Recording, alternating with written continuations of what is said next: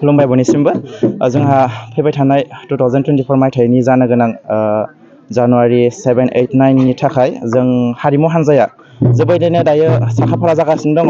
दिनैसिम 6 डे जाबाय फोरोंबाय थानाया आङो जोबोद गोजोननाय मोन्दों। जोंहा बेवहाय आं दायो फोरोंनो मोन्दों 100निबो बारा। जोबोद गोसो होना सोलोंदों गथ'फोरा।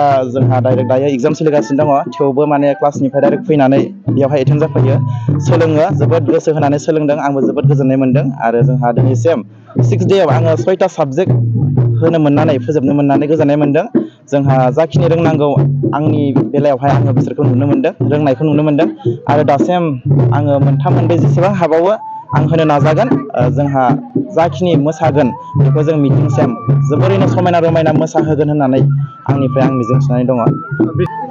जोंहा दासिम दिनैसिम 110 जन मोनदों आरो जोंहा खोनानो मोन्दों बेलेग बेलेग बियाबनिफ्राय फैगासिनो दङ। ओरै राङापारा दङ, बेलस्रि आरो बाटासि, हग्राजुलि बिथिंनिफ्रायबो फैगासिनो दङ। जोंहा ज'यै जों 200 जन मोसानायखौ जोङो दिन्थिफुंनो थाखाय आखायाव लादों। माबायदि बेयाव फैनाय गथ'फोरा माबायदियै बाहागो लादों, जेराव जेनेबा माबायदि गोसो होनानै सोलोंनायखौ नुनो मोन्दों? जोबोद गोजोननाय मोन्दों आं।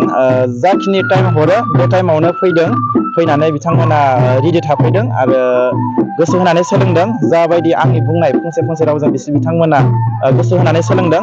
जाखिनि आं फोरोंलांबाय थादों बेखौ गोसो होनानै सोलोंदों आरो आं रोंनायखौबो नुदों।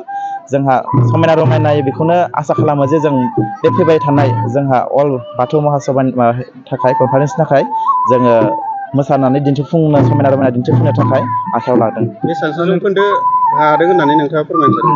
जों दासिमहालागै सम दंबावो आरो जोङो दासिमहालागै आङो 80% आवगायनायखौ आङो नुनो मोनगासिनो आरो बिथांमोनाबो खस्थ'यैनो सोलोंगासिनो दङ आरो सम दंबावो फैबाय थानायसिम जोङो समायना रमायनायै मोसालांगोन, दिन्थिफुंलांगोन। आङो माने साक्सेसफुल जागोनखौ आङो आसा खालामदों। नोंथांनि इन्ट्रडाक्सन होनो हागोन नामा? औ, आङो उदालगुरि डिस्ट्रिक्ट रौता हालामनि धीराज रामसियारि।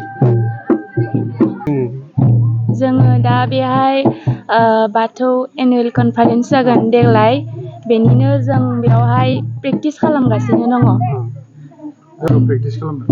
रोनसोन्द्रि, बागुरुम्बा, लाइजाम बनाय, बारबाय आरोबो दंबावो। बेसेबांसो मोसागोन नोंसोरो? दायो प्रेक्टिस खालामनाया बेसेबां इमप्रुभ जाखो?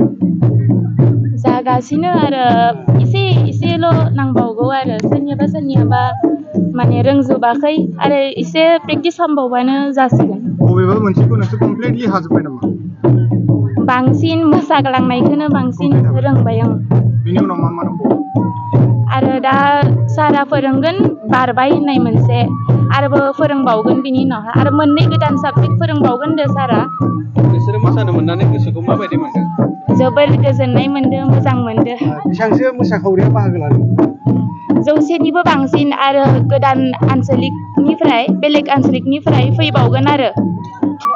जों बाथौ मिटिंनि थाखाय मोसानाय जादों। दा माबायदि मोसानाया सोलिगासिनो नोंसिनि?